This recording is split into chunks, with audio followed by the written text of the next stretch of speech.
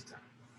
Entonces, ¿por qué es importante la parte del lenguaje cinematográfico en el cine, en un comercial, un cortometraje, en un comercial, en un trabajo de índole audiovisual? Porque justamente cuando nosotros tratamos de contar algo, vamos a depender muchísimo de la imagen, del elemento visual. A veces, sin tener que estar diciendo nada explícito, sin tener que estar diciendo nada que pensemos que es obvio, podemos trabajarla de manera con el lenguaje cinematográfico y de esa manera se puede entender la intención, la expresión, el sentimiento, la dinámica, la acción de una escena, ¿no?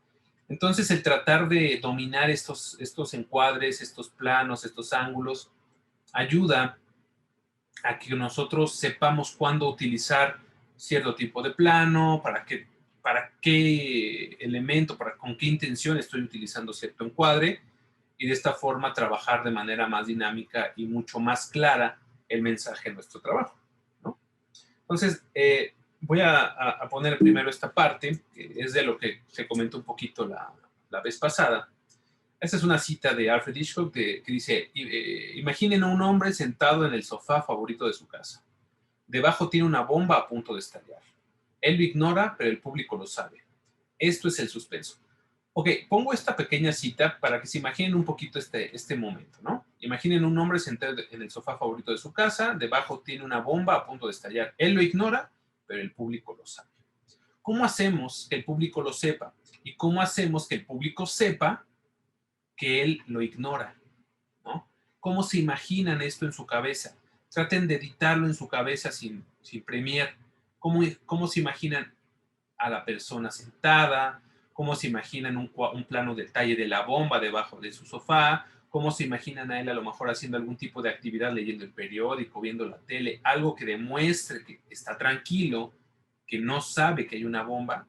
Y cómo generan suspenso en el público, quizá con la música, quizá con un pequeño pitidito de la bomba que está a punto de explotar. Todas estas cosas que empiezan a ingeniar nuestra cabeza acerca de esta escena es justamente cómo nosotros a través de cuadros, a través de imágenes que tenemos en nuestra cabeza, vamos a empezar a construir una historia, ¿no? Quizá ustedes se la imaginaron diferente, yo me la imaginé más o menos de esta forma. Quizá alguno de ustedes se le imaginó un hombre que está con su familia, que está platicando, que está comiendo y de repente, pues, ¡boom!, ¿no? Explota la bomba sin más aviso. Entonces, la forma en cómo nosotros lo queremos, lo visualizamos, es la forma en cómo tenemos que trabajarlo y cómo lo tenemos que llevar a la edición para que las demás personas lo entiendan. Él habla que esto es el suspenso, el hecho de que alguien sepa algo, que el espectador sepa algo, que en la acción de la película o del trabajo como tal no se sepa. Y es justamente eso, cómo comunicamos a la audiencia, al público, que hay elementos que dentro de la escena no existe el conocimiento de eso, ¿no?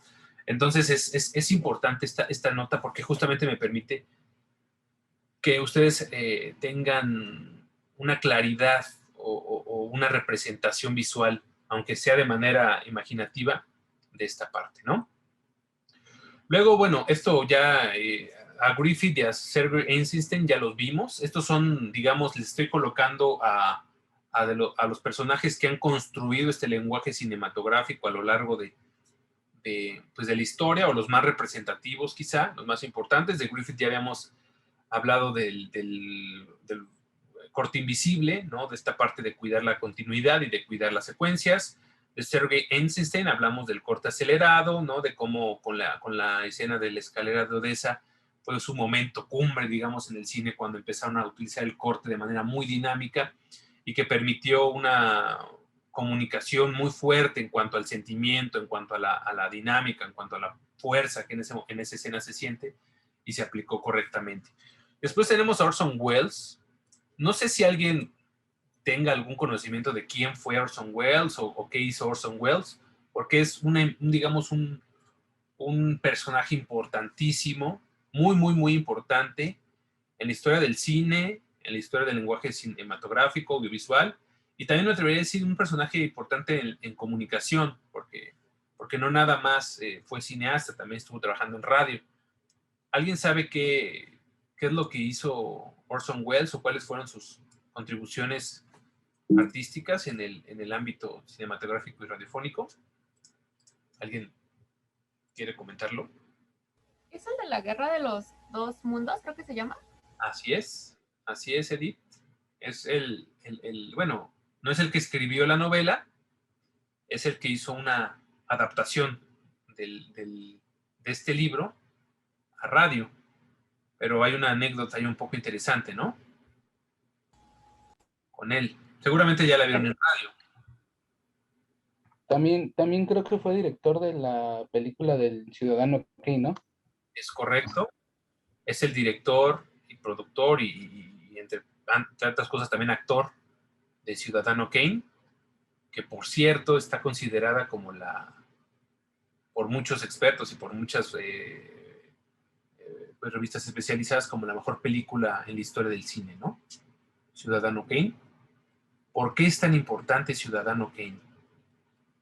Quizá no la hayan visto, quizá sí, pero a lo mejor tienen alguna anécdota o alguna pues historia que hayan escuchado acerca de Ciudadano Kane, por qué es tan importante en la cultura cinematográfica, en la cultura popular, en esta carrera, por qué es tan importante Ciudadano Kane en el cine, chicos. ¿Alguien ya la ha visto? ¿Alguien la ha podido ver? ¿No? No se preocupen. Es una película quizá poco comercial, porque no es de las que se publican mucho. Tiene un porqué, tiene el porqué no sea tan comercial.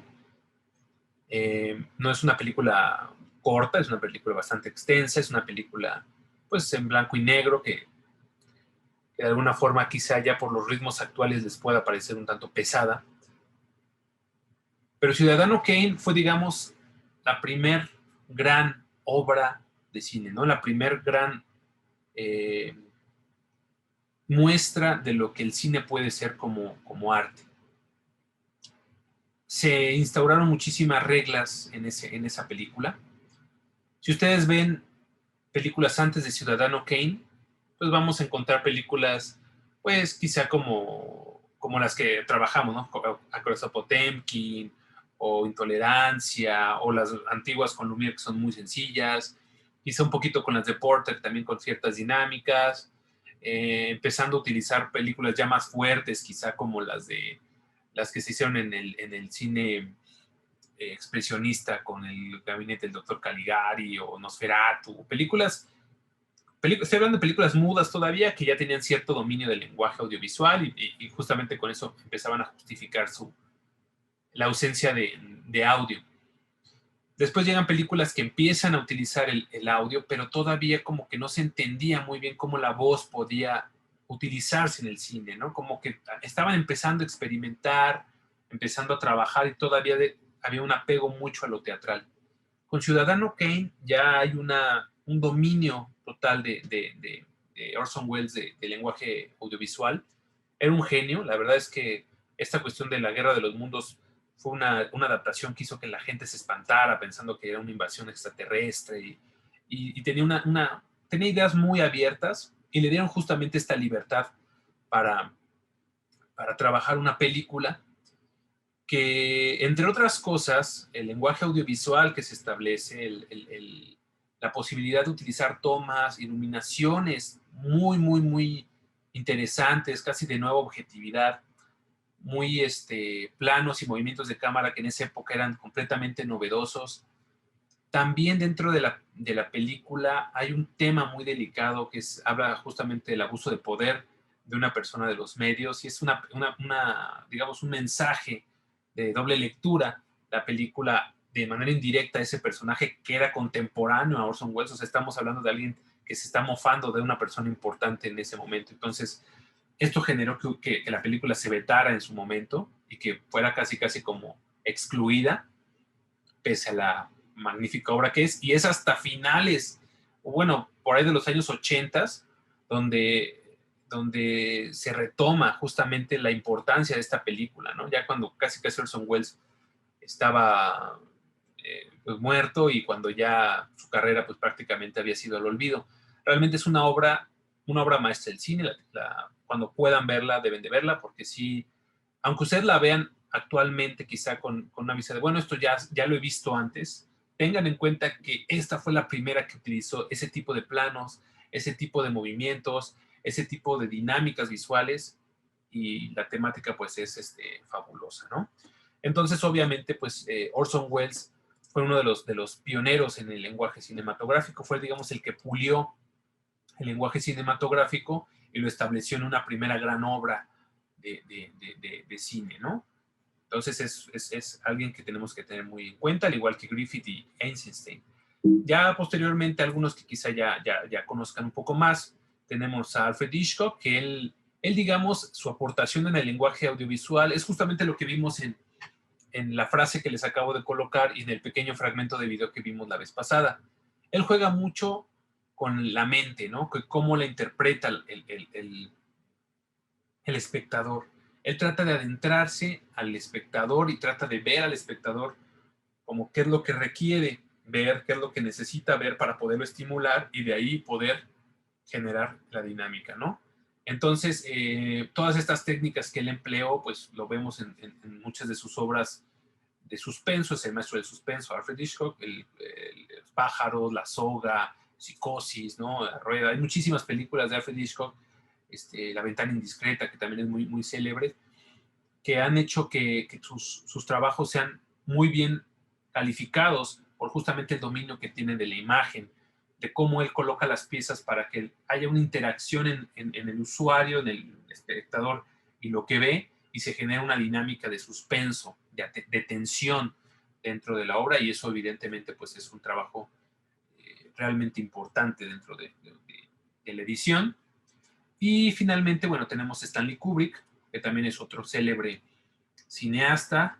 Él, digamos, su gran aportación que tiene al cine es el dominio prácticamente absoluto de la fotografía, que como les había dicho es importantísima en el cine, más que la teatralidad. El cine tiene un apego directo a la imagen fotográfica, y Stanley Kubrick pues dominaba perfectamente lo que es el concepto de encuadre, el concepto de plano, el concepto de dinámica, de semiótica.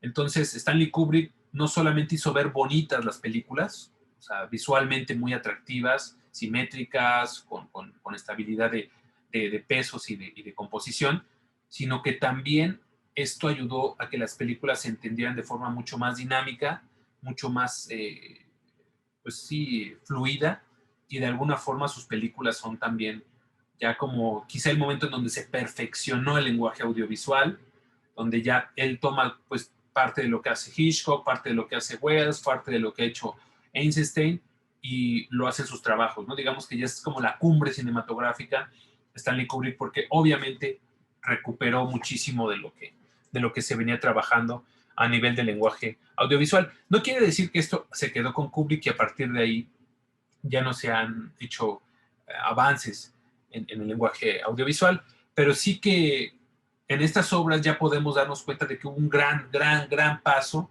hacia lo que es el cine actualmente, ¿no? Quizá ahora las técnicas se enfocan mucho a los efectos, quizá ahora las técnicas se enfocan muchísimo también pues a la dinámica, por ejemplo, del susto, ¿no? Las películas de terror ahora se trabaja mucho más el lenguaje cinematográfico para espantar, para asustar, ¿no? Con la música, con la tensión, y no tanto para generar ideas o para generar cierto temor, ¿no? Digo, son tendencias que se van teniendo. Pero estamos hablando aquí de los que aportaron más al lenguaje audiovisual, y evidentemente, bueno, pues los vamos a tener en cuenta para cuando trabajemos y editemos. Son, digamos, los maestros que vamos a tener que tomar, ¿ok? Vamos a tener en cuenta los elementos de este lenguaje cinematográfico. Entender que todo comunica, ¿no? Todo comunica dentro del lenguaje audiovisual. No podemos poner algo que no queremos que dé una información. Todo lo que coloquemos debe ser significativo en el proceso de la comunicación. ¿Qué plano estoy eligiendo? Debemos de elegir un plano específico, el por qué escojo ese plano, el por qué escojo ese movimiento de cámara, el por qué escojo ese encuadre, el por qué escojo esa transición. Todo lo que pongo dentro de la edición debe tener un propósito. No lo voy a poner porque se ve bonito, porque creo que se ve bonito, sino debe tener una idea sí estética, sí comunicativa, sí que fomente o que pueda ayudar a que se entienda mejor la idea. Entonces debemos de tener en cuenta esta parte de que todo comunica, ¿no? Vamos a empezar con los planos, justamente con los planos, no sé si tengan muy clara la diferencia entre lo que es un plano y un ángulo, la diferencia entre uno y otro. Ya creo que lo vieron en televisión, pero, a ver, coméntenme cuál es la diferencia entre un plano y un ángulo.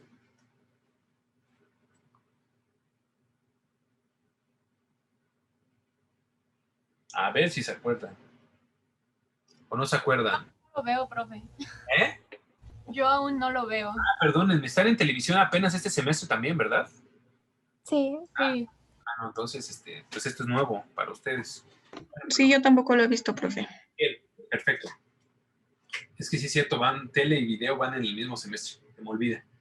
Plano va a ser digamos, imagínense una cámara, ¿no? La vista de una fotografía o la vista de una videocámara. Lo que ustedes ven en su cámara, digamos, el encuadre, si ustedes hacen un zoom o se acercan, eso va a ser el plano, ¿no? Digamos, lo que está dentro de la composición de su visión, de su objetivo, ¿sí? Hay muchísimos planos que ahorita los vamos a ver, pero dependiendo de la posición de la cámara, bueno, perdón, no tiene que ver la posición de la cámara, dependiendo de la cercanía de la cámara o no con el objetivo, se trabajan los planos y se selecciona el plano de acuerdo a lo que queremos establecer en el lenguaje audiovisual. El ángulo, por su parte, ya tiene que ver con una posición de la cámara, no tanto con lo que se encuadra, sino con cómo está posicionada la cámara, ¿sí? Voy a ponerles un ejemplo. Bueno, mejor vemos las imágenes y si no, los ejemplos aquí, y si no queda claro, pues lo volvemos a comentar. Pero estamos viendo ahorita planos. Si se dan cuenta, los planos los vamos a estar viendo de amplios a cerrados. Tenemos el primer plano que es el Extreme Long Shot, así lo vamos a identificar. Es un plano muy abierto. Este plano, como dice aquí la información, no aporta información sobre el personaje, ¿sí? Es un plano que va a vincular información sobre el escenario donde se desenvuelve la acción. Es decir, aquí lo que está destacando más dentro de la composición o dentro de la escena es el lugar. Ustedes imagínense a una película que vean este plano y que se escuche un diálogo, una voz, ¿no? de dos personas platicando. Obviamente no tiene ningún sentido. Aquí tendríamos el sonido ambiental del bosque, algunos pajaritos, a lo mejor el aire por la montaña, ¿no? Esto es lo que nosotros estamos imaginando. ¿Por qué? Porque este tipo de plano se utiliza para introducir al espectador al escenario en donde se desarrolla la acción. Por lo tanto, este tipo de planos es ideal cuando empezamos una escena, cuando empezamos incluso una película, porque es donde nosotros vamos a adentrarnos a la acción, ¿sí? Nos explica en dónde estamos parados, si es una ciudad, si es el campo, si es la playa, si es un mundo futurista, si es un mundo... Acuérdense cómo empieza el Rey León. A ver, por ejemplo, el Rey León, ¿cuál es la primera escena del Rey León, no? Empieza con el sol saliendo, ¿no? Y la cancioncita. Entonces, ahí nos están diciendo, estamos en la sabana, ¿no? No estamos en la ciudad, no estamos hablando de un mundo ficticio en el espacio, estamos hablando de la sabana. Ese es el momento en donde se muestra la película. Aquí también este tipo de planos es donde nosotros vamos a adentrarnos ahí. Y es ideal, como les digo, para contextualizar esa parte. No hay ningún tipo de interacción con los personajes, es decir, se puede ver a lo mejor aquí, por aquí un personaje muy pequeño, pero lo que haga no puede ser importante, porque se está perdiendo la acción. Lo importante en este plano es el escenario, el lugar donde se desarrolla la acción, ¿correcto? No cometan el error de grabar en este plano acciones importantes porque no van a entenderse como trascendentes. Después tenemos el plano long shot. El otro era extreme long shot. Aquí es long shot nada más. Vamos a irnos cerrando. Sigue siendo un plano abierto, un plano en donde la escenografía sigue siendo más importante que el personaje. Sin embargo, en este plano ya podremos ver una interacción del personaje con el escenario. Es decir, es importante saber que el escenario sigue siendo lo prioritario, pero ya vemos una acción del personaje con el escenario, que se desplaza de un punto a otro, que está haciendo cierta acción en el escenario para empezarnos a meter poco a poco en ese contexto, y de alguna forma también nos permite entender lugares donde se desarrolla la acción un poco más cerrada, ¿no? Aquí, por ejemplo, estamos viendo escenas únicamente de una película. A ver si después identifican qué película es. Pero en esta película se utilizaron todos estos planos y todos estos ángulos que vamos a ver, ¿no? Entonces es muy ilustrativo porque vamos a ver que dentro de una película se utilizaron todos estos planos para dar esta dinámica de lenguaje audiovisual, ¿no? Entonces, long shot, aquí vemos un personaje, aquí vemos el escenario, vemos que hay unas escaleras, vemos que es una sala amplia, vemos que hay una máquina de escribir, vemos que hay una mesa grande y sabemos de que algo está haciendo el personaje dentro de esa mesa, ¿vale? Pero todavía no hay un momento de diálogo, un momento de acción específica, sino todavía es contextual. Después tenemos full shot. Quizá aquí ya empezaron a identificar qué película es, ¿no? Full shot ya es el primer plano que centra su atención prioritariamente con el personaje. Sin embargo, es un plano que no aísla el escenario. Es el personaje ya como protagonista del encuadre. Lo vamos a ver de pies a cabeza. De pies a cabeza, y vamos a verlo interactuando con el escenario, pero la acción que haga ya es importante. Dentro del long shot es más importante cómo el personaje interactúa con el escenario, ¿sí? Pero aquí es más importante que el personaje tiene una acción con el escenario. Ya no es nada más una interacción de saber cómo se mueve, de qué lado se mueve, sino qué está haciendo específicamente. Quien ya identificó la película y quien se acuerde de esta escena saben que es porque está en la puerta y escucha un pequeño ruido y él está a punto de abrir la manija de la puerta, pero se arrepiente por alguna razón, ¿no? Entonces vemos aquí el personaje en cuerpo completo. Este va a ser el full shot, ¿no? Ya empezamos a identificar rasgos del personaje, si es alto, si es pequeño, si es robusto, si tiene una complexión tal o cual, ¿no? Y es un pequeño acercamiento al personaje. Nos vamos acercando un poco más y tenemos el plano americano, el famoso plano americano. El plano americano se utiliza mucho en la fotografía para el modelaje. ¿Por qué? Porque el plano americano está centrado sobre todo en la parte de la cintura, la cadera y el abdomen, ¿no? O sea, el modelaje, pues es sobre todo el modelaje de, no sé, de bikinis y demás cosas, se centran muchísimo en la cadera, en el abdomen. Entonces, dense cuenta que en la mayoría de esos planos o esas fotografías no toman los pies, toman el centro del cuerpo, el torso, la cintura, el abdomen, y se corta a las rodillas o un poquito más abajo, que sería, digamos, en las pantorrillas, el encuadre. Y este plano, el plano americano, como les digo, como se centra en la parte del centro, era muy utilizado en las películas de vaqueros, ¿no? En los western. Por eso es el plano americano, porque era como de vaqueros, y se centraba justamente en la cintura cuando tenían las pistolas. Entonces, es un plano que sugiere acción para golpes, para alguna situación que estemos empezando a entender que hay una interacción con las manos. Y bueno, en este plano también hay una pequeña tensión entre el personaje y el personal del hotel, y sugiere que puede haber en cualquier momento una agresión o algún tipo de golpe, ¿no? No sucede así, pero el plano nos sugiere que hay una tensión, que debemos estar atentos a las manos, que debemos estar atentos a lo que se pueda presentar con los movimientos de mano, ¿no? O como les comentaba con el modelaje también, que es muy común para centrar la atención en abdomen y cadera, ¿vale? Ese es el plano americano. Rodillas o pantorrillas es donde se debe de cortar, no se ven los pies. Full shot se veían de pies a cabeza. Después tenemos el medium shot. El medium shot es de cintura para arriba.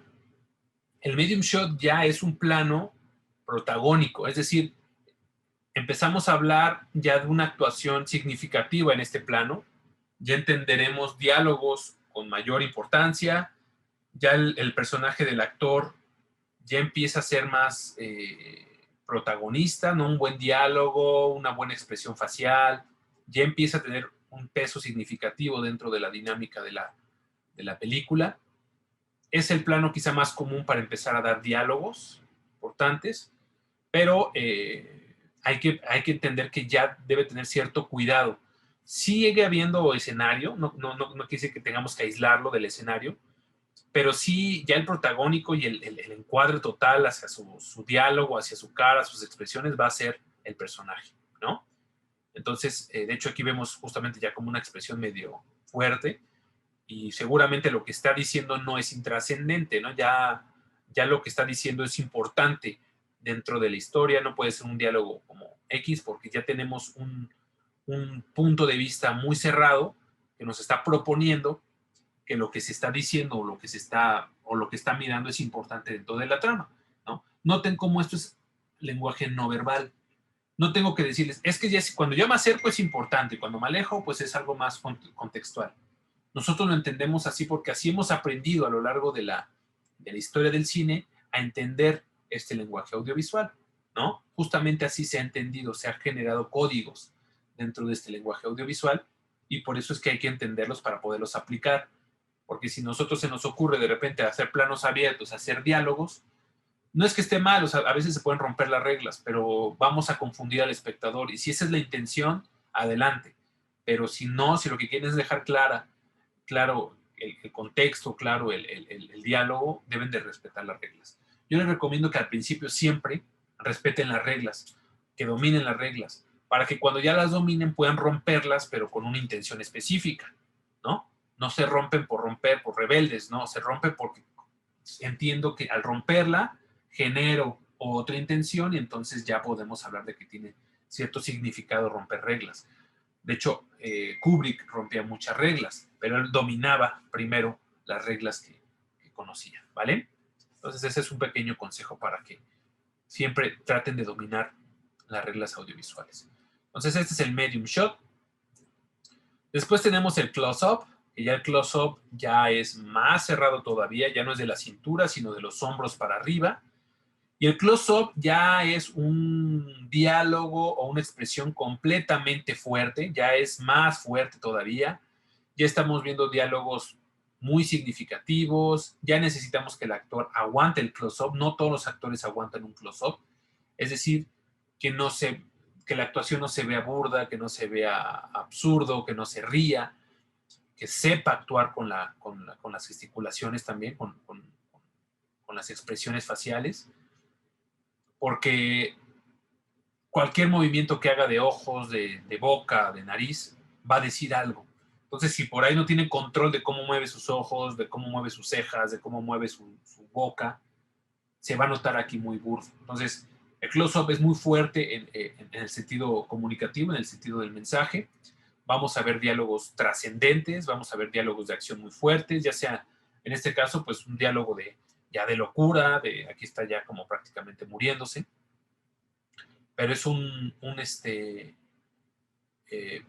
plano que ya nos va a permitir que la actuación destaque muchísimo, ¿ok? Obviamente para este plano necesito un buen actor. Si ustedes hacen un close-up con un mal actor, pues se va a evidenciar que es mal actor. Deben de cuidar mucho esto también, ¿vale? No cualquiera aguanta un close-up. Entonces este es el close-up y tenemos otro que es el extreme close-up. Ese es muy poco común. En esta película está el extreme close-up. Es un close-up ya pues prácticamente de frente a mentón, o sea, no hay ya el hombro. Esta escena también es muy, muy, muy famosa de esta película, justamente porque tiene un plano tan cerrado, ya lo que diga, así sea que esté balbuceando, así sea un grito, así sea lo que sea, va a ser muy fuerte visualmente, ¿no? Porque lo estamos viendo de cerca, porque lo tenemos en toda su plenitud con sus expresiones, es más expresión que diálogo. De hecho, aquí lo único que dice es, here's Johnny, ¿no? O, aquí está Johnny. Y esa frase se hizo muy famosa porque justamente en este plano, escuchar aquí está Johnny con la expresión que tiene y en el contexto en el que se desarrolla, pues fue muy fuerte, fue muy significativa dentro de la película, ¿no? Así se construyen también ciertos momentos de la historia, con escoger un buen plano, un buen diálogo, una buena acción y boom, ¿no? Ya tienes un momento clásico dentro de una película. Entonces, este plano no es nada común, no es que lo veamos en todas las películas, aquí lo vemos, mentón y cara, y es para centrarnos en la expresión. La expresión va a ser lo más importante aquí. No importa lo que diga, puede decir la frase más importante o puede decir cualquier tontería, balbucear, pero lo importante es que nos vamos a quedar con cómo lo dice su gesticulación. Entonces se llega a utilizar mucho cuando hay dolor, cuando queremos poner una cara de tristeza, cuando queremos poner locura, cuando queremos poner que el personaje demuestra ciertos sentimientos a través de sus expresiones faciales, ¿no? Entonces el extreme close-up pues es muy, muy fuerte. Si el close-up no lo aguanta cualquier personaje, pues el extreme close-up todavía hay que saberlo utilizar mejor, ¿no? Pero son muy fuertes y cuando se llegan a utilizar correctamente, realmente se hace significativo el mensaje en la narrativa, ¿vale? Tenemos otro tipo de planos, que por ejemplo es el plano detalle. El plano detalle, mucho ojo, es un plano hacia objetos, ¿sí? Ya no es que me voy cerrando más y más y más. O sea, por ejemplo, aquí estoy viendo el plano detalle de una máquina de escribir. Dentro de un guión ustedes no ponen close-up a máquina de escribir, no, se pone plano detalle de la máquina de escribir, porque es un plano de objetos. Regularmente los planos close-up, medium shot, full shot, todos estos van hacia un personaje, algún humano o creo que todavía con personajes así como ficticios, ¿no? Un extraterrestre, un perro que hable, pues lo utilizan así. Pero plano detalle ya va a ser hacia objetos o elementos del cuerpo.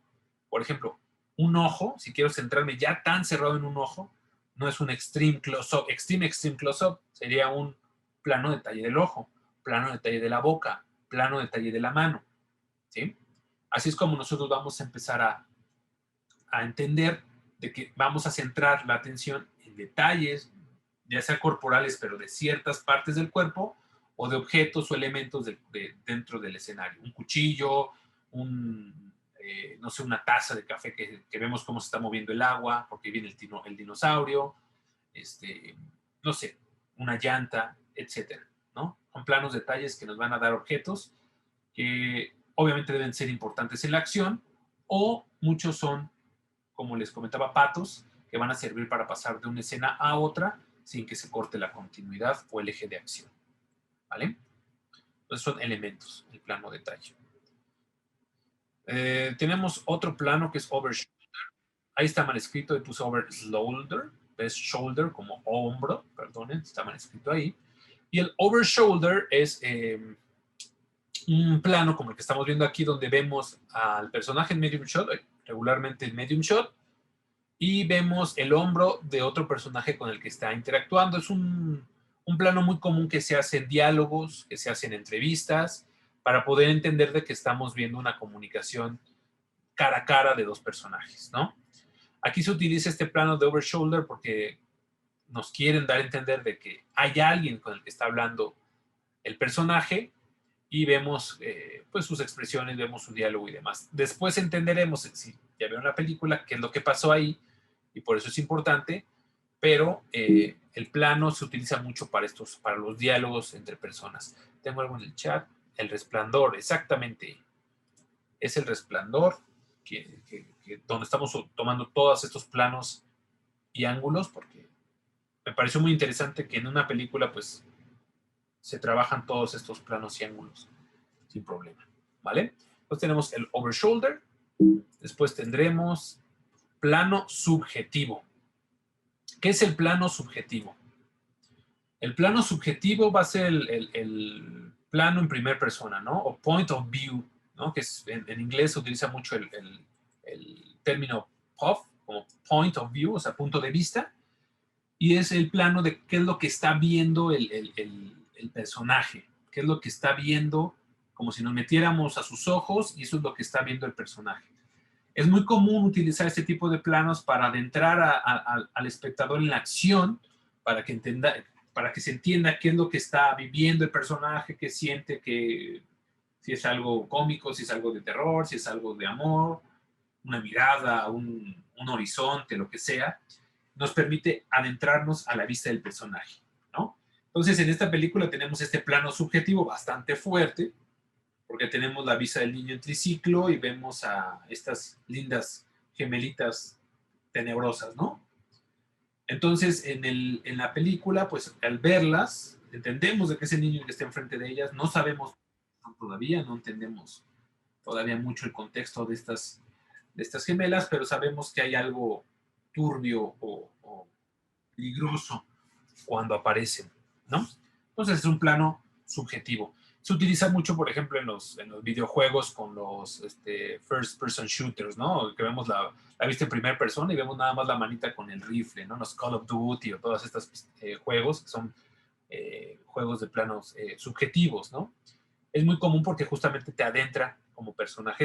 Es muy complicado que una película, sí las hay, pero es complicado que una película se trabaje completamente en plano subjetivo, porque, bueno, pues suele ser muy pesado ver todo el tiempo la vista del personaje. Sí hay ciertas películas que son así, pero se utiliza sobre todo para enfatizar cuando queremos que un personaje, vincularnos con él psicológicamente, pues ayuda el plano subjetivo, ¿vale?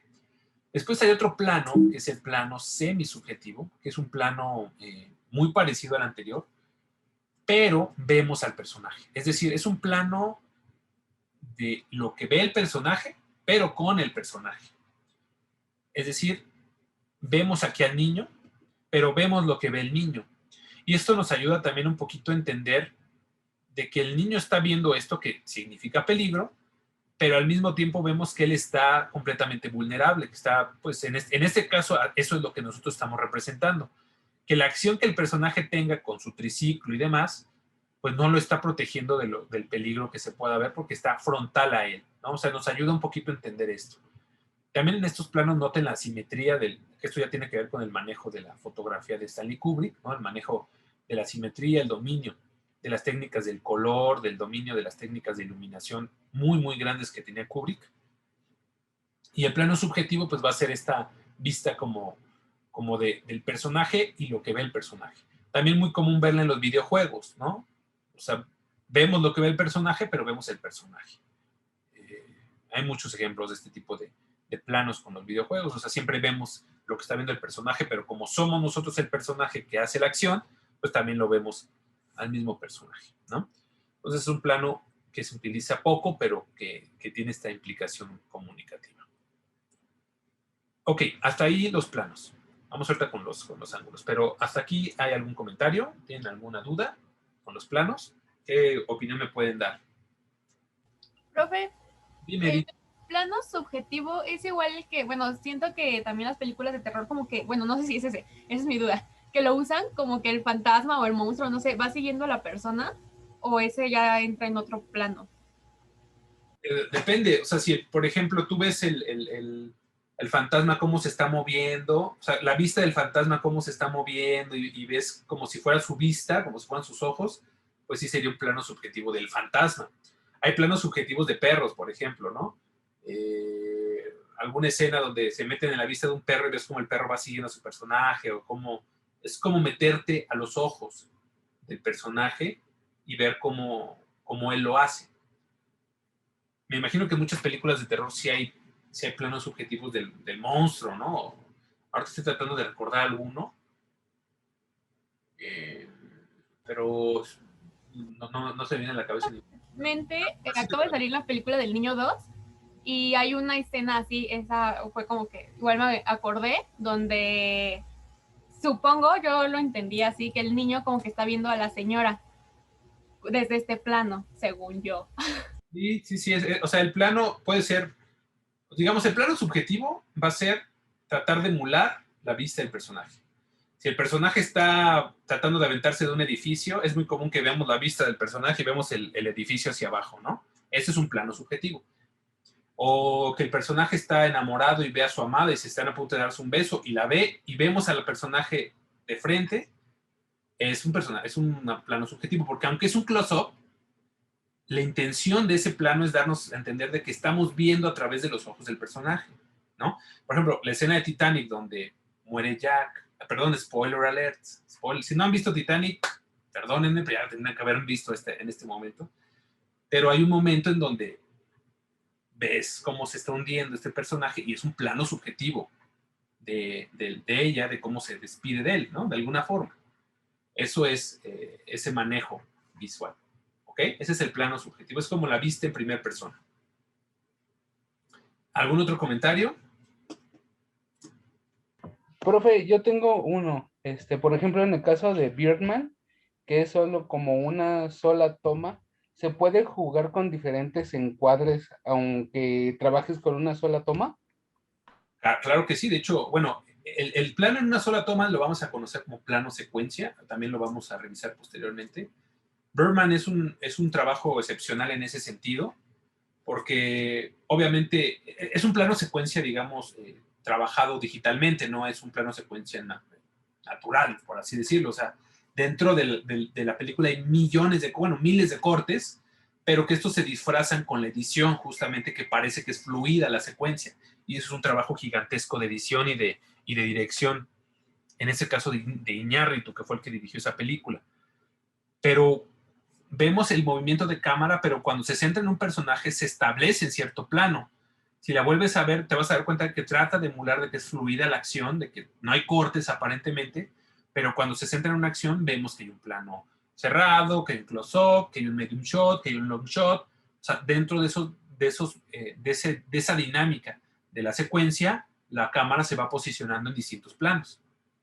Ajá. Lo vamos a ver más adelante, lo del plano secuencia y lo del plano secuencia artificial y natural, pero sí, en Birdman hay planos también, no por el hecho de que sea plano secuencia todo, se dejó de hacer planos de este tipo. A plano secuencia, profe, igual se refiere como a la de 1917, ¿Así algo es? así. Ah, ok. Sí, el plano secuencia es el plano que aparentemente no tiene cortes. En 1917 también es una película gigantesca en ese sentido, que establece una dinámica fluida, seguida, donde no hay cortes aparentes. Sí los hay, en la edición hay muchos cortes, pero todos estos se ajustan de manera pues muy cuidadosa para que no se perciban. Por eso justamente también el trabajo del editor ahí, porque es muy bien hecho, no se perciben los cortes. Y y también ahí vemos que hay diálogos, que hay dinámicas, que hay planos, pero el juego del plano secuencia es tratar de emular que todo está en una sola toma, ¿no? Hay una película muy buena que les voy a recomendar de eso, también de Alfred Hitchcock. Bueno, Birdman es una, 1917 es otra, y una clásica que es de Alfred Hitchcock que se llama La Soga, que también es un plano secuencia, pero ese es un plano secuencia, digamos, natural. Sí hay cortes, pero los cortes se tuvieron que hacer porque las cintas en ese momento duraban media hora y después de media hora tenías que cortar o cortar. Entonces se ideaban cómo poder cortar fundiendo en negros o algo para que se pudiera entender que hay un corte. Pero es una película que prácticamente está hecha en plano secuencia completo y es muy, muy teatral y muy interesante. Si quieren, luego se las comparto para que la puedan ver también, junto con estas que están comentando de Birdman y 1917, que bueno, ya veremos el plano secuencia posteriormente, ¿vale? De hecho, aquí también en El Resplandor también hay un plano secuencia, que luego lo revisaremos. ¿Alguna otra duda? ¿No? Bien. Bueno, entonces continuamos con los ángulos. Si hablábamos de los planos, como voy a agarrar este masking, vamos a suponer que este es el lente de mi cámara, ¿ok? Los planos, si yo hago un long shot, lo puedo hacer en esta misma posición de mi cámara, lo que tengo que ajustar es el zoom, ¿no? El medium shot, hago lo mismo, ajusto. El extreme long shot, hago lo mismo. O sea, mi cámara no cambia, mi lente no cambia. Lo que cambia es la posición focal o el acercamiento o el zoom de mi cámara. En el caso de los ángulos, esto no va a ser así. Si yo quiero hacer un ángulo picado, pues va a ser así. Contrapicado va a ser así, ¿no? Cenital va a ser así, nadir va a ser así. Ya tiene que ver la posición de la cámara para que sea considerado un ángulo. En un plano no, en un plano, como les digo, esto puede ser medium shot, esto puede ser close-up, esto puede ser plano detalle, esto puede ser plano subjetivo, porque no está cambiando la posición de la cámara. Lo que cambia sería el zoom o la posición focal. Con el ángulo sí cambia la posición de la cámara, ¿ok? De aquí, acá, acá, acá, etc. Para que quede claro cuál sería la primera diferencia, que es justamente en los ángulos que vamos a ver ya la posición de la cámara es importante, ¿vale? El primer ángulo que vamos a revisar es el ángulo picado, justamente, que es un ángulo que vamos a verlo de arriba para abajo, es una inclinación hacia abajo de la cámara, del objetivo, y bueno, las connotaciones psicológicas o semióticas de este ángulo, pues bueno, obviamente al tratar de promover de que estamos viendo de arriba para abajo a algo o a alguien, pues lo pone en un punto de vulnerabilidad o de inferioridad. En un sentido los pone como algo inferior, algo más frágil. Y en esta película, la del Resplandor, si ya la vieron, no sé si recuerdan qué pasa en esa escena. ¿Alguien se acuerda? Específicamente, ¿qué es lo que pasa ahí? El niño está jugando con sus cochecitos y de repente está solo aparentemente y de repente esta pelotita que vemos aquí llega a él, ¿no? Alguien le empujó, no sabemos quién lo hace, pero justamente al verla en este plano, pues entendemos de que el niño pues está inferior, está frágil, está en peligro, porque pues entonces ya nos están promoviendo esto desde el lenguaje audiovisual. No me tiene que decir alguien, niño, estás en peligro. No, lo estoy entendiendo yo a través de lo que me está mostrando la imagen. Y es justamente lo rico del lenguaje audiovisual, ¿no? El ahorrarnos palabras para poderla trabajar con imágenes. Entonces, este es el ángulo picado.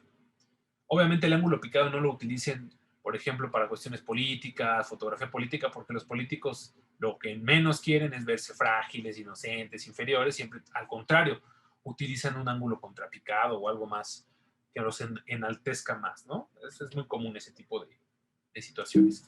Tenemos después el contrapicado.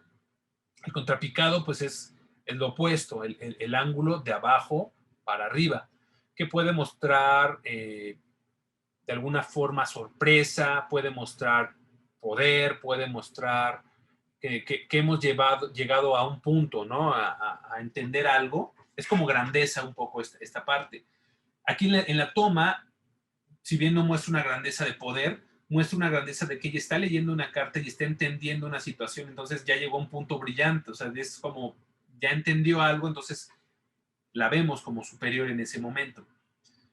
Se utiliza muchísimo para enaltecer, para hacer mucho más fuerte a un personaje, mucho más protagónico a un personaje, y hay que tener mucho cuidado con la toma contrapicada porque suele mostrar mucho la papada.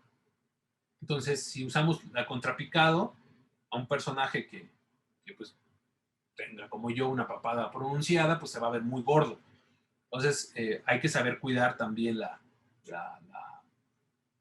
este tipo de planos, de ángulos, perdón, porque aunque son de superioridad, si de repente los ponemos muy papadones, pues sí, o sea, es lo contrario. No hay que tener cuidado porque sí se pueden trabajar, pero hay que saber en qué posición exacta lo podemos reforzar o con qué iluminación también adecuada se puede hacer cierto ángulo, ¿vale? Después tenemos el nadir, que es un ángulo muy, muy, muy poco usual, muy, muy poco usual, es un ángulo realmente extraño, pero existe y en esa película se aplica. El nadir es un ángulo que es completamente así. Este es Stanley Kubrick, así es el nadir, de abajo para arriba en línea recta, y eso es lo que se ve, ¿no? Estamos viendo un personaje que está usando una manija de una puerta, le está tratando de zafar, esta es la puerta, esta es la manija, y lo estamos viendo de abajo para arriba. Es muy poco común ver este tipo de películas, este tipo de ángulos, pero aquí ya lo pone y lo que está promoviendo pues, es la locura, estamos viendo algo que es poco usual verlo. ¿Quién ve en esta mirada. No podríamos hablar de que es un plano subjetivo porque no hay nadie ahí. No hay ningún personaje que esté en el suelo viendo esto. Es simplemente una vista como que propone locura, que propone de que algo no está bien, que algo no está estable. Que es muy común en esta película que veamos planos de este tipo, así como alocados, justamente por la connotación de que se está perdiendo la cordura, ¿no? Entonces Nadir es de abajo para arriba en línea recta, ¿vale? El contrapicado tiene cierta angulación todavía. Aquí no debería haber angulación, aquí es completamente en una línea hacia arriba. Lo mismo con cenital. Cenital es lo mismo, pero este es de arriba para abajo. Es una línea recta para abajo. En este caso, se utiliza en la película para mostrarnos el laberinto desde una vista aérea, se hace con un dron, o bueno, en ese momento no había dron, un helicóptero, qué sé yo, cómo lo han de haber hecho, pero es para mostrarnos una vista. Era una maqueta, profe. Ah, mira, una maqueta. Bueno, en una maqueta. No, ahora con los drones se podría hacer mucho más sencillo, pero lo que está promoviendo justamente es un ángulo de arriba para abajo en línea recta, ¿ok? Entonces no es un ángulo tampoco muy común, es un ángulo que sí se utiliza mucho ahora con la ciudad, con todo esto. No, Luis, perdón. No, perdón, profe. No te preocupes. Entonces es un ángulo que, pues bueno, es de arriba para abajo, ¿no? Yo lo he visto mucho en Instagram para tomar fotos de su cafecito y su panecito y ponen en la foto cenital para que se vea la tacita redondita, ¿no? Y es un plano muy bonito, muy estético, pero dentro de la escena, de una actuación, de un diálogo, no es tan común verlo. Ver un plano cenital no es tan común. No que no haya, pero no es tan común porque el diálogo, vemos dos cocos ahí hablando, ¿no? Dos cabezas hablando y no vemos la voz. Entonces se utiliza mucho para contextualizar escenarios, para poner edificios, verlos muy estéticos, muy bonitos. O como les digo, a lo mejor una mesa, cómo está servida, cómo está la comida. Eso puede servir el plano cenital, o en este caso para ver la figura del laberinto, porque de otra forma, pues en otro ángulo no alcanzamos a percibir todas las figuras de lo cual está construida este laberinto, ¿no? Después tenemos este otro ángulo, que es el ángulo holandés. Este sí ya no es del Resplandor, este cuadro ya no es del Resplandor, pero el ángulo holandés es un ángulo que tiene una inclinación del horizonte, si se dan cuenta, muy pronunciada, de unos 45 grados, y sugiere también una dinámica de que algo no está bien, ¿no? Se utilizan mucho en películas de terror para generar suspenso, para generar tensión. Se utiliza, se tiene el nombre de holandés porque, bueno, también se le conoce como plano aberrante o ángulo aberrante, pero es un ángulo que, como en Holanda son permitidas ciertas drogas, lo ponen así como si fuera un ángulo donde estás como en un viaje, ¿no? Estás como en algo que no es la realidad. Entonces, justamente el ángulo holandés nos establece esta inestabilidad emocional o esta inestabilidad de tranquilidad. Utiliza para películas de mucha dinámica, de mucha tensión, ¿no? Me parece que es en Trainspotting donde hay una escena donde alguien está corriendo y ponen este ángulo y parece que está corriendo hacia arriba. O sea, es una parte donde está corriendo y parece que está corriendo hacia arriba porque el ángulo lo ponen así y significa que lo que está corriendo es más difícil de lo que aún parece, ¿no? Porque todavía parece que está subiendo una pendiente cuando está corriendo en línea recta. Entonces, ese tipo de pequeños mensajes o de pequeñas interpretaciones simbólicas hacen también muy notorio el dominio de un lenguaje audiovisual, ¿vale? Hasta aquí los planos y ángulos. Nada más me falta por último las transiciones, que es importante también comentárselas.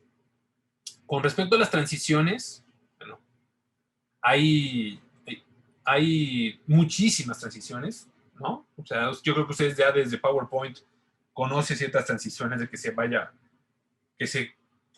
pase de izquierda a derecha, que suba de arriba a abajo, que aparezca como estrellita, pero en Premiere vamos a entender ahorita estas tres transiciones básicas, que no porque sean básicas son malas, yo creo que son las más recomendadas, las más importantes, que es el corte directo, que es pasar de un cuadro a otro sin ningún tipo de transición. No hay que hacer transiciones de todo. De hecho, yo recomiendo mucho el corte directo para que permita la dinámica y que sea mucho más fluida la acción dentro de la escena. Después tenemos el crossfade, que es el plano cruzado, que es una transición cruzada de fade, es como desvanecerse, ¿no? Entonces vamos a ver, en el audio ya lo han de haber visto el fade in y el fade out, con el audio de cómo de un nivel alto baja a cero y cómo el fade in es de cero sube a un nivel alto, ¿no? El crossfade es justamente el cruce de estos dos fades, de estas dos escenas, pero en el video no vamos a estar hablando del volumen, vamos a estar hablando de la opacidad. Entonces lo que se cruza es la opacidad de las imágenes. Si está en 0, se ve negra, y si está en 100, se ve completamente la imagen. Entonces pasamos de negro a imagen en un proceso cruzado. También ahorita lo vamos a ver. Y también está el Fade to, ¿no? Que el Fade to es una imagen muy común, o una transición muy común de irnos a negros, o de irnos a blancos, o de fondear o de fundirse con algún color o con alguna otra escena en específico, ¿no?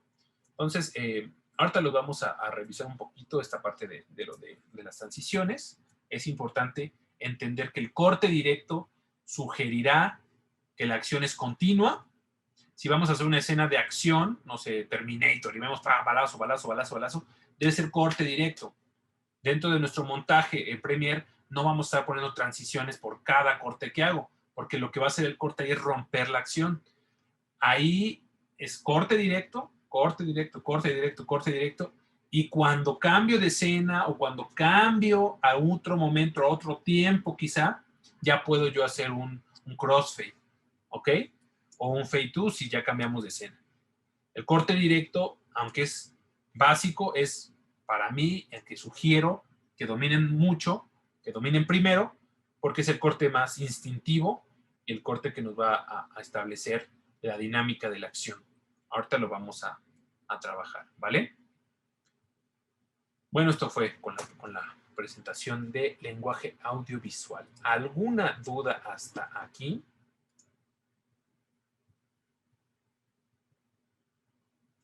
No, profesor. ¿Algún comentario? ¿Queda claro todo? Bien. Todo claro, profe.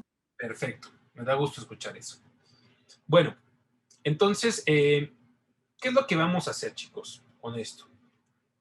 Les voy a pedir que hagan de manera individual. Acuérdense que también tenemos que elaborar prácticas y que van a ser como para hacer su portafolio de actividades, ¿correcto? Entonces, un primer ejercicio que les voy a pedir es que de manera individual trabajen una historia. ¿Qué historia? Van a trabajar un refrán, el que ustedes quieran, uno muy popular, por favor. Si quieren hacer un refrán como, aunque la mona se viste de seda, mona se queda, ¿no? Que ya sabemos lo que significa el refrán, ¿no? Que aunque una persona se ponga joyas y se ponga todo, si es corriente, pues es corriente, ¿no? Esa es más o menos la idea de ese refrán. O camarón que se duerme se lo lleva la corriente, que si no estás a las vivas, pues alguien aprovecha la oportunidad y pues a ti te lleva la corriente, ¿no? Entonces, seleccionar un refrán de esos de abuelita, de esos de tía, pero que sea muy popular, y lo van a representar con fotografías, con 10 fotografías, 10 imágenes fijas. No es video, es imagen fija. Y van a contarme ese refrán con 10 imágenes. No me digan qué refrán es. La idea es que nosotros entendamos ese refrán a través del lenguaje audiovisual. Por lo tanto, no debe haber diálogo, no debe haber texto que delate qué refrán es. Y lo que yo quiero que hagan es el ejercicio justamente de, con lenguaje audiovisual, únicamente de imagen, podamos comunicar ese refrán que ustedes elijan. Entonces, ¿qué es lo que van a hacer? Una secuencia de imágenes. 10 imágenes en tren de imagen que ustedes tomen. Pueden utilizar stock, si requieren un camarón, pues bueno, es un ejemplo, ¿no? No hagan tampoco algo literal. No vayan a poner un camarón que cierra los ojos y se lo lleva a la corriente, porque eso es muy literal.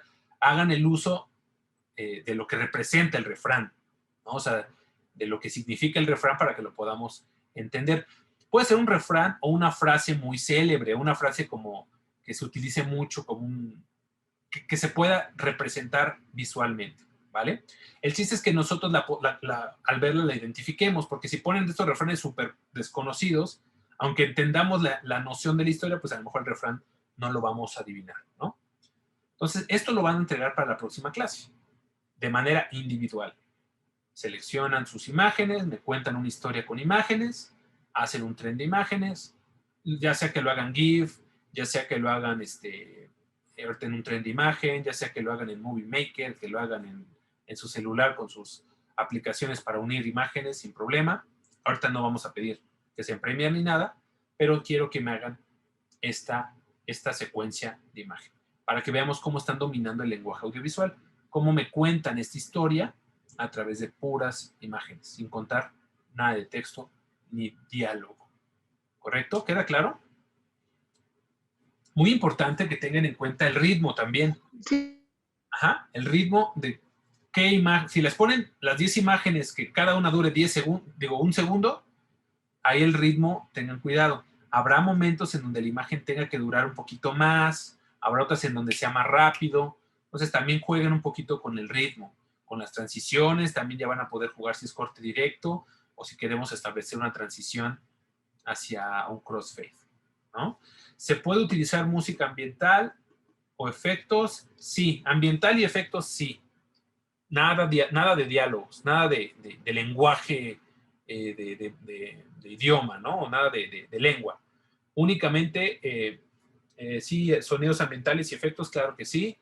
No quiero textos que sea una vista subjetiva y que lea la carta y que en la carta aparezca el refrán, ¿no? O nada que delate el refrán. Quiero que utilicen lo menos el idioma y trabajen únicamente con lenguaje audiovisual para así dar a entender dicho refrán, ¿vale? Lo hacen, no lo van a subir a ningún lado, lo vamos a presentar aquí en la clase. Ese es, digamos, un ejercicio de práctica, pero recuerden que todos estos ejercicios de práctica vayan guardando capturas de pantalla de cómo los van haciendo, porque al final en el portafolio los van a ir integrando, ¿ok? Acuérdense que el portafolio quedamos que tiene un valor de, ¿cuánto quedamos? Déjenme revisar para no mentirles. 20%, ¿no? Entonces el portafolio va a ser justamente la compilación o el trabajo integrador de todos estos pequeñas prácticas o ejercicios que vamos a estar trabajando. Como no los voy a poder revisar todos, por eso les pido que lo hagan, que lo guarden para su trabajo de portafolio, pero en la clase sí me gustaría que muestren sus trabajos, pues, y podamos tratar de adivinar qué refrán es el que están proponiendo. Profe, Dime. o sea, con esas 10 imágenes es como hacer un video y ponerle música y efectos. Sí. De hecho, bueno, ahorita si quieren vemos cómo podemos trabajar esa parte. La verdad, pues ya quiero mostrarles un poquito Premiere. No sé qué tanto tiempo me dé de profundizar. Ahorita vamos a verlo muy rápido. De hecho, todavía no quería meter Premiere, pero para este ejercicio, si quieren, les muestro cómo pueden hacer este ejercicio en Premiere. Pero yo les recomiendo que lo hagan ahorita si no tienen Premiere, no conocen Premiere, que lo hagan con un Movie Maker o que lo hagan con cualquier editor de esos que tienen en su celular para hacer el iMovie o cualquiera de estas aplicaciones que permite hacer secuencia de imágenes y exportarla como un video, ¿ok? O como un GIF, también no pasa nada. Lo pueden hacer como GIF, hacen sus 10 imágenes, las compilan todas en un GIF y ya me la muestran, ¿vale? También se vale. Entonces, les muestro rápidamente Premiere. Voy a mostrarles Premiere para este proceso nada más. Voy a mostrarles únicamente cómo poner archivos y cómo poner, cómo ajustar los tamaños de las imágenes. Y posteriormente ya haremos una sesión de ver la interfaz completa de Premiere, de entender muy bien cuáles son los módulos y cuáles son las opciones que hay, ¿vale? ¿Están de acuerdo? Entonces voy con Premiere. Sí, profe. Voy con Premiere, pero ahorita muy despacito. Ay, caray. No me aparece. Quiero compartir pantalla de Premiere y no me aparece Premiere para compartir. ¿Por qué? A ver.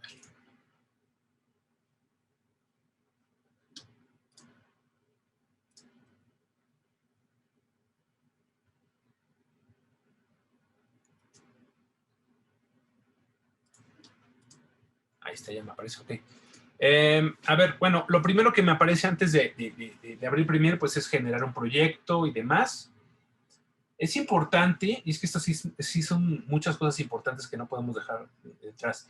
Cada que empecemos un proyecto en Premiere, vamos a tener la costumbre de generar una carpeta que se llame como el nombre del proyecto. Si se va a llamar cortometraje mudo, le ponen cortometraje mudo o como se llama el cortometraje, y en esa carpeta van a alojar todos los archivos que van a utilizar en ese proyecto, imágenes, audios, videos, fotos, y el proyecto de Premiere.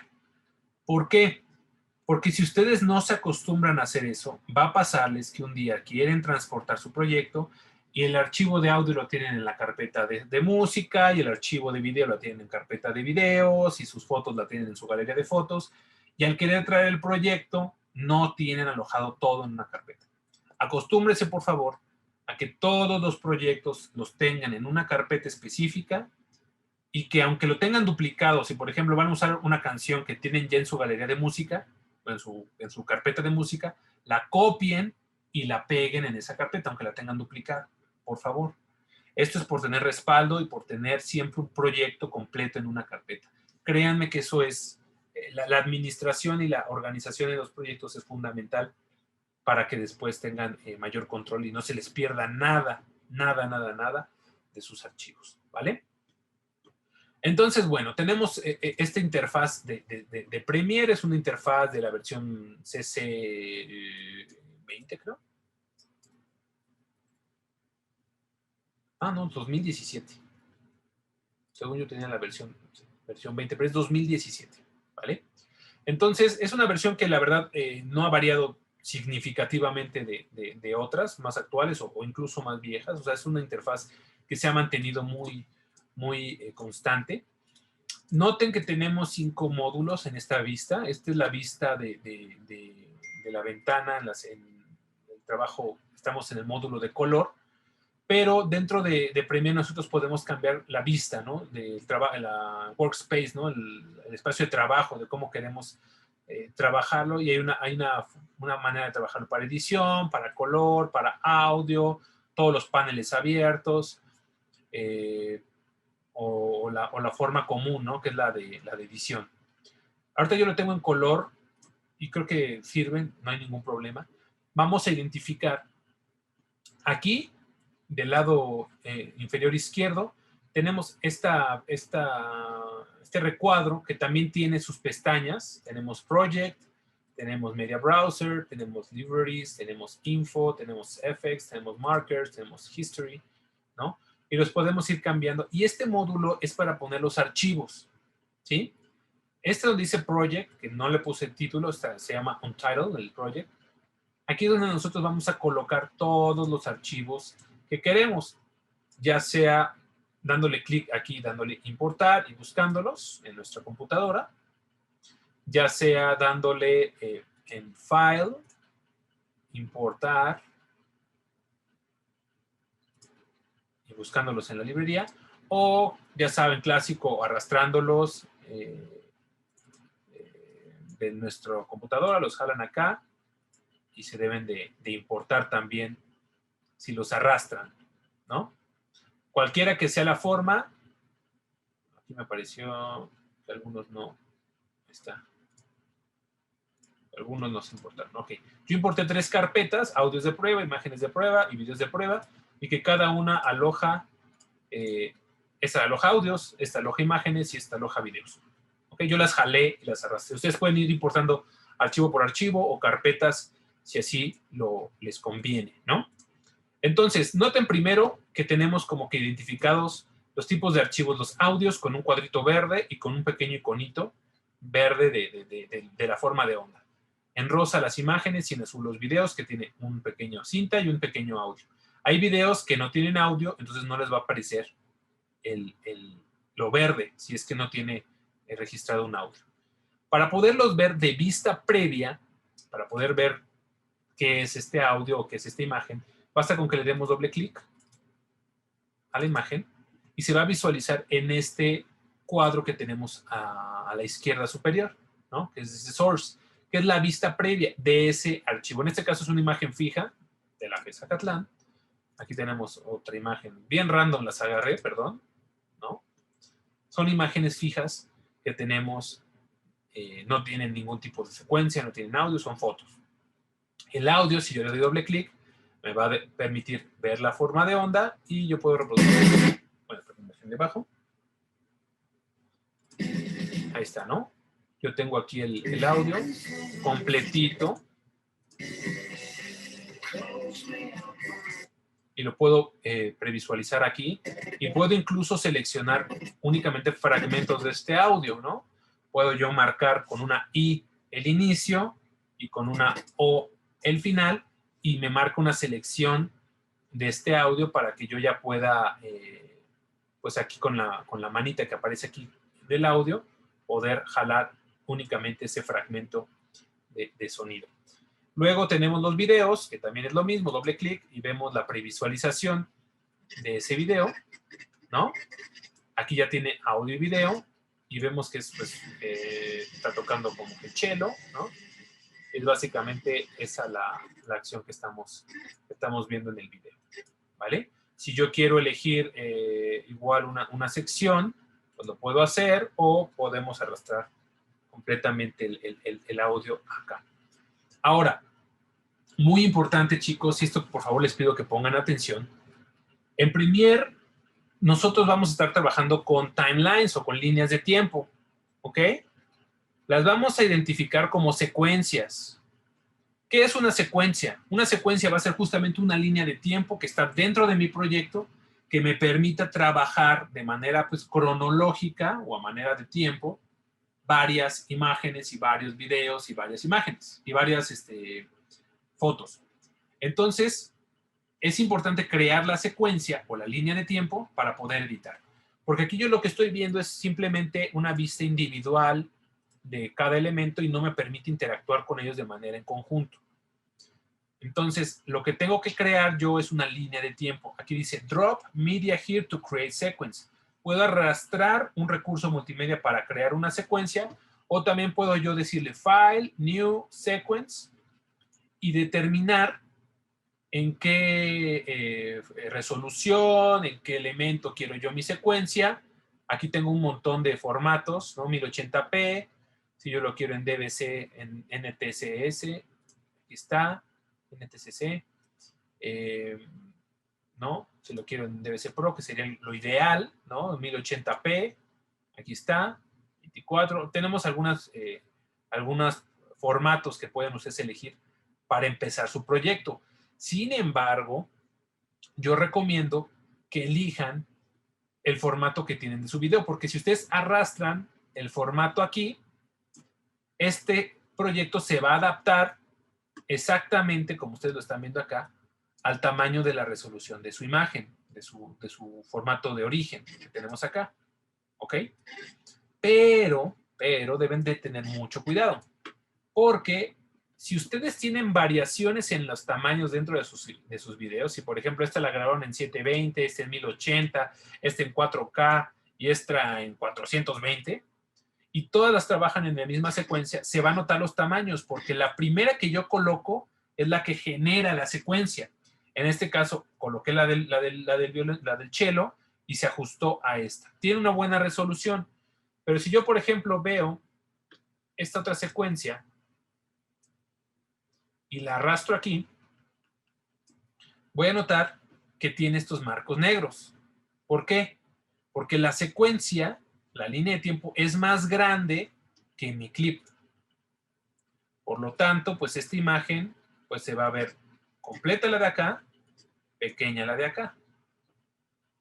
si yo hago esta otra, esta no, esta otra, no sé, esta creo que sí tiene, también es más pequeña que esta con la que estamos grabando.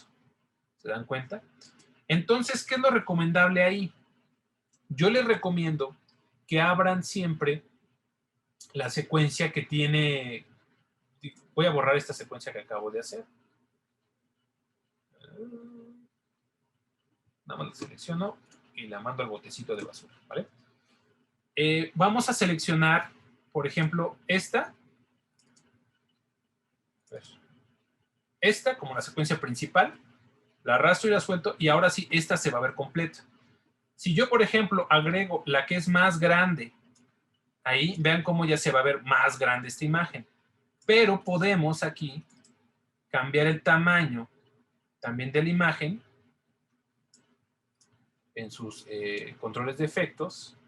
Podemos hacer la escala más pequeña y es más recomendable, o es recomendable que una imagen grande la bajemos a una resolución más pequeña, que una imagen pequeña escalarla a una resolución más grande. ¿Por qué? Porque aunque esta tiene buena calidad, o sea, realmente no es que tenga una calidad tan mala, pero esta tiene una calidad todavía mayor. Si esta yo la escalo al tamaño de esta, va a perder calidad, se va a pixelear. En cambio, esta que tiene una buena resolución, yo la escalo para abajo, no se va a pixelear. Va a verse en una resolución menor, pero la calidad no se va a perder porque estamos dentro de un proyecto que tiene cierta resolución que todavía es correcta, ¿no? Es aceptable. Entonces es un consejo. Primero seleccionen el clip. Primero tratar de unificar formatos y secuencias. Eso es lo ideal. Que si graban todos en 1080, pues todos en 1080 y no variar formatos, porque eso es un problema. Pero después, si hay una pequeña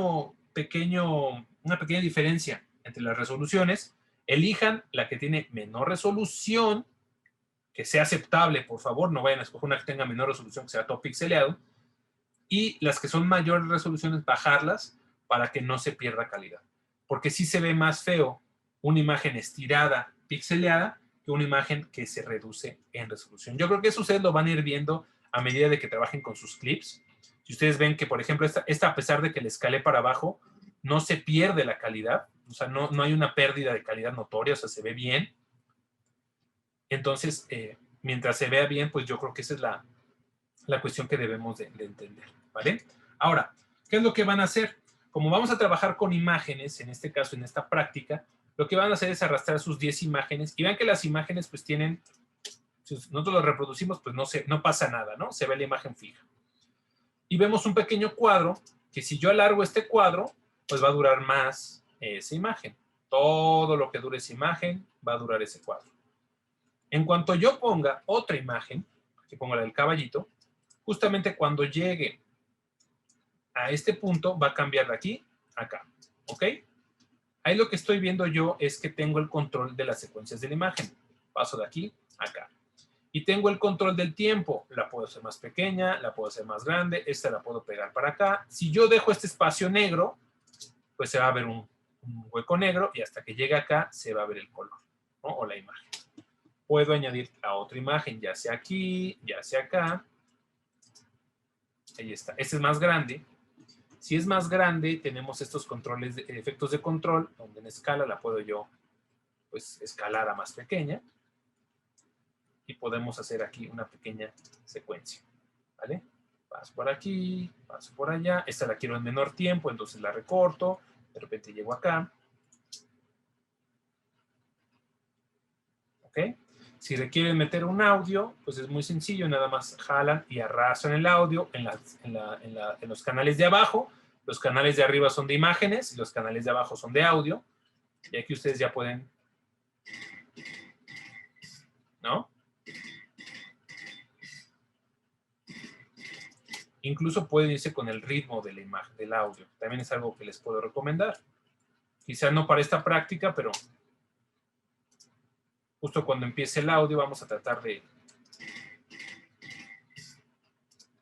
Vamos a cortar. Este es un ejercicio nada más para sincronizar el audio con la imagen y se dan cuenta de que es muy sencillo, ¿no? Después va a ser otro tagrán, tagrán, tagrán, tan. Vamos a meter el caballito, ¿no? Se dieron cuenta que son unos segunditos los que hay que recortar antes. Lo recorto antes.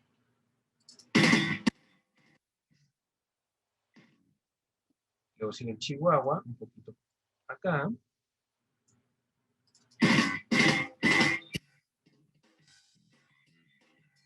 Bien. Entonces, esto es más o menos el juego, ¿no? El trabajar con los tiempos.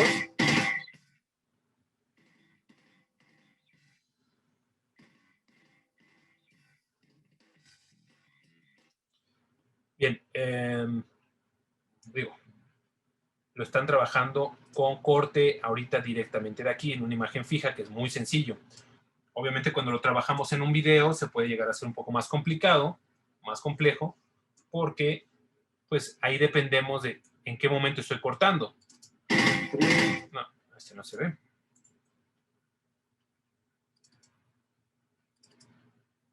A ver, este tiene una menor resolución y se nota.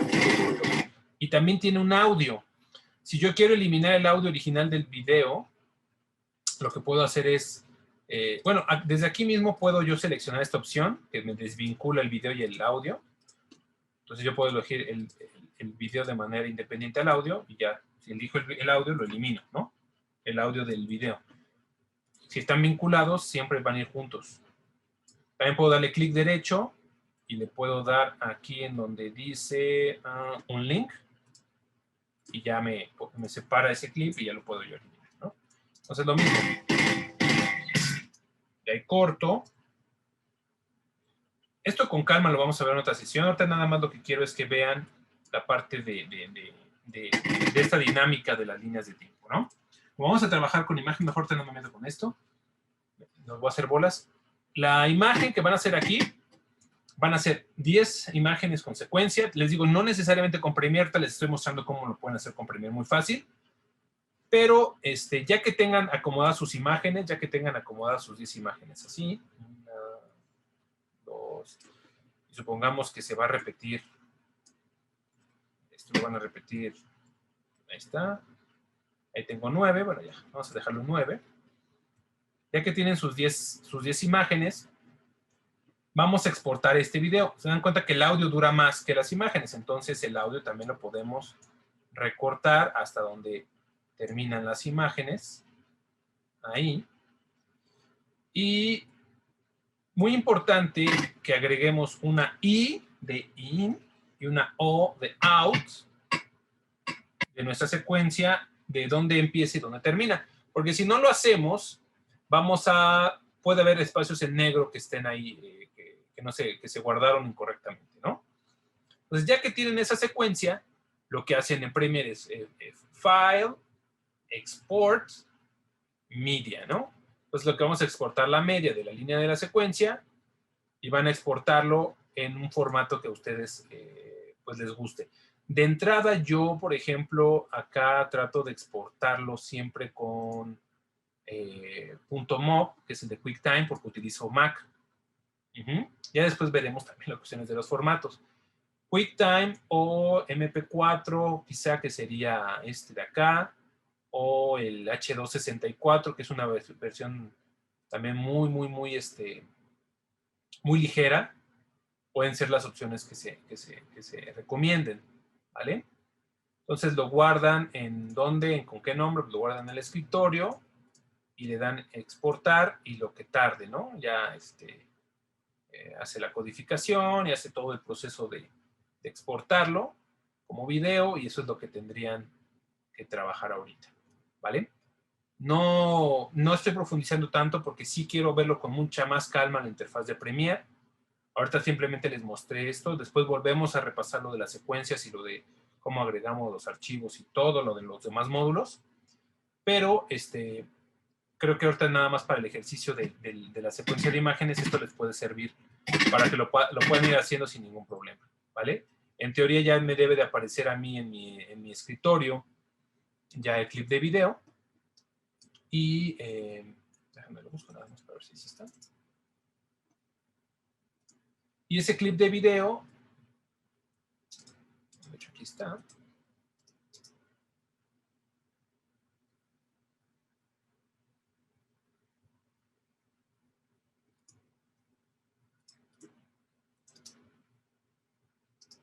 Ay, perdón, no estoy compartiendo pantalla.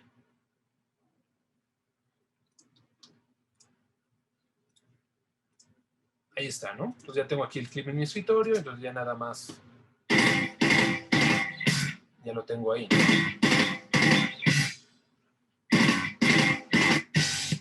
Como repetir las imágenes, pues es eso. Realmente lo que me van a entregar es el refrán en secuencia de imágenes ahorita, que me cuenten bien la historia. Vean los ritmos y vean los tiempos, ¿ok? Eso es lo que vamos a trabajar para la siguiente clase, para que me lo entreguen. También les pido que traigan algunos archivos de prueba, por si quieren, en el mismo tiempo que nosotros vemos la aplicación de Premiere, ustedes pueden ir trabajando con sus archivos.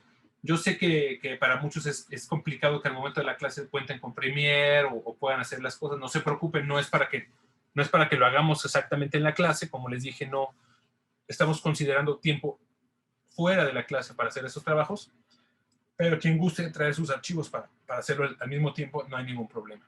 ¿Vale? ¿Hasta ahí hay alguna duda? No, ninguna, profe. ¿No?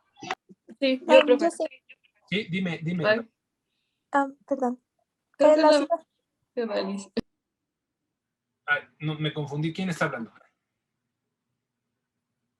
¿Quién habla? ¿Quién tenía una duda? ¿Odalis o...? Odalis. Odalis. ¿Me puedes decir, por favor? sí, las imágenes las podemos sacar de internet o las debemos de tomar nosotros. No, sí las tienen que sacar ustedes. De las 10, mínimo 8 deben de ser ustedes. Les voy a permitir que saquen stock máximo 2. Bueno, máximo 3. 7 y 3 máximo. ¿Por qué? Porque yo sé que si a lo mejor necesitan la imagen ahorita de un perro y no tienen un perro, pues a lo mejor lo pueden conseguir de stock. Pero la idea es que sí ustedes lo trabajen de su propia, ¿cómo se llama? Captura. Lo que también pueden hacer es usar Photoshop. Si necesitan ir a la playa para su secuencia, pues nada más hacen algún montaje ahí en Photoshop, ¿no? Pero sí, las fotografías deben de hacer de ustedes, por favor. Gracias. ¿Alguien más? ¿Alguien más? ¿No? ¿Nadie? Bueno. Entonces, eso con respecto a el ejercicio de la próxima semana. Y, finalmente, también comentarles que ya está abierta en la plataforma, en la parte de actividades, en la sección producciones, producción 1, cortometraje mudo, la posibilidad de que ustedes envíen aquí su primer cortometraje, ¿vale? Usted me dice que ya hay un grupo. Déjame checarlo. Este cortometraje se debe de enviar, este sí ya es en equipo, acuérdense, el día 9 de abril, a la hora de la clase. El 9 de abril es viernes, entonces tienen este viernes, luego el otro viernes me parece que no nos vemos porque es feriado, que es el de Semana Santa, el que sería viernes 2, ¿no? Y regresando, el primer viernes ya me entregarían su cortometraje. Tienen 3 semanas, digamos, para hacerlo. Es cortometraje mudo, es decir, no puede haber diálogos. Sí puede haber efectos de sonido, sí puede haber música, pero al igual que con el ejercicio que van a trabajar ahorita, no puede haber diálogos. No quiere decir que tienen que ser en blanco y negro o que tiene que ser como si fuera una película viejita, que lo pueden hacer así también, pero es muy común que siempre les dicen cortometraje mudo y es como emulando una película viejita. No, puede ser un tema moderno, puede ser algún tema, digamos, cotidiano, de la actualidad, pero no debe tener diálogo. Quiero que todo sea a través del lenguaje audiovisual, de efectos de sonido, de dinámicas que ustedes puedan hacer. No puede ser mayor, y aquí lo voy a poner,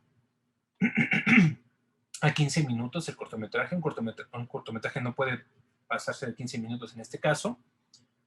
Y pues el tiempo mínimo, pues yo les diría que unos 5 minutos, ¿no? Que sería como de 5, entre 5 y 15 minutos sería como que la duración que debe de durar este cortometraje. Deben de salir ustedes en sus videos, al menos un miembro del equipo debe estar dentro del video. No pueden, bueno, regularmente les pedía que no graben en la FES Acatlán, porque pues era como prohibido. Ahorita no les voy a poder que no graben en su casa, porque al contrario, deben de grabar en su casa. Lo que sí, traten de no utilizar Zoom digital, ¿vale? Traten de que si necesitan hacer Zooms, se acerquen con la toma y graban de cerca. Porque con el Zoom digital, cuando ustedes hacen Zoom, si tienen una cámara profesional y es un Zoom óptico, adelante. Pero si es un Zoom digital, se pixelea muchísimo y se ve horrible. Entonces, traten siempre de grabar con la mejor calidad posible. Si es con un celular, ya saben que los celulares tienen buena resolución, nada más graben bien. Y si graban con celular, que sea de forma horizontal. Ahorita el formato que vamos a trabajar es horizontal, por favor. ¿Vale? Y se va a entregar la liga de YouTube, o sea, lo suben a YouTube y los suben aquí con la liga de YouTube para el 9 de abril máximo, y lo vamos a estar revisando ese mismo día para hacer sus comentarios. ¿Queda claro? Profe, cuando lo subamos a YouTube, ¿tenemos que hacer un canal por equipo o va a ser en un canal personal? No, como puede ser personal, puede ser por equipo. Yo les recomiendo, pues ahorita no es como un proyecto que se va a hacer como, en otras materias sí les pido que hagan un proyecto como de una propia empresa, una propia productora o así. En este caso, yo lo que reviso es el trabajo, y como para eso les estoy pidiendo los equipos, si tú lo subes, entenderé que es de todo tu equipo, ¿no? Puede ser que un trabajo lo subas tú, otro trabajo lo suba tu compañera, otro trabajo lo suba tu compañero, y no hay problema. No les estoy pidiendo que hagan un canal específico de YouTube. Si lo quieren hacer así para que sea más fácil para ustedes, pues adelante, tampoco tengo problema, pero no es necesario. ¿Sí? ¿Alguien más? ¿Subirá esta clase al SEA? ¿Esta que estoy grabando? Sí, la estoy grabando justamente para poderlas compartir. De hecho, las clases las estoy compartiendo en la pestaña de avisos. Aquí está la sesión pasada, aquí está lo de edición y montaje, y aquí deberá aparecer esta sesión. Me tarda un poquito porque en lo que sube a YouTube y todo eso, ¿no? Yo hoy sí voy a salir un poquito, entonces quizá a más tardar el lunes ya debe estar, ¿no? Pero sí la voy a subir. ¿Alguna otra duda? No, profe. Bueno, Ajá. Díganme. ¿No? sí. ¿Cuál es lo máximo y lo mínimo que debe de durar? Se los voy a poner porque no lo puse, pero máximo 15, mínimo 5. Vale, gracias. ¿Vale? Minutos, no segundos, es de 15 minutos. Se los pongo porque no lo puse. Máximo 15, mínimo 5. Mudo, sin nada de diálogo, por favor. Puede haber audios y puede haber sonido, no quiere decir que sea completamente sin sonido, sino sin diálogos, ¿ok? Y deben de salir al menos uno de ustedes en el video. Por favor. ¿Alguna otra duda?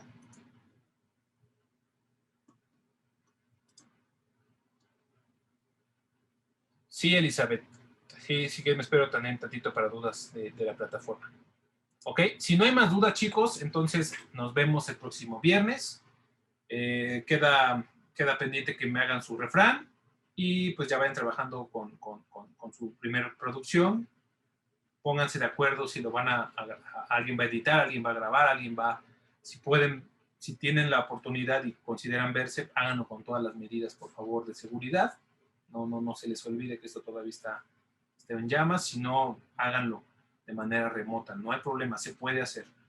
Cualquier cosa estoy al pendiente. Y los que faltan de hacer equipos, necesito que ya a más tardar el domingo, fecha límite, suban sus equipos, porque yo el lunes los voy a crear en plataforma, y si no están, va a ser complicado que cuando me envíen su trabajo no aparezca el equipo. Entonces, los que faltan de equipo, fecha límite es el domingo. Tienen hoy todavía, mañana y todo el domingo para hacerlo. ¿vale? Entonces, si ya no hay más dudas, cualquier cosa, Vale, perfecto. estamos en el WhatsApp, ya saben que ahí estoy atento a cualquier comentario.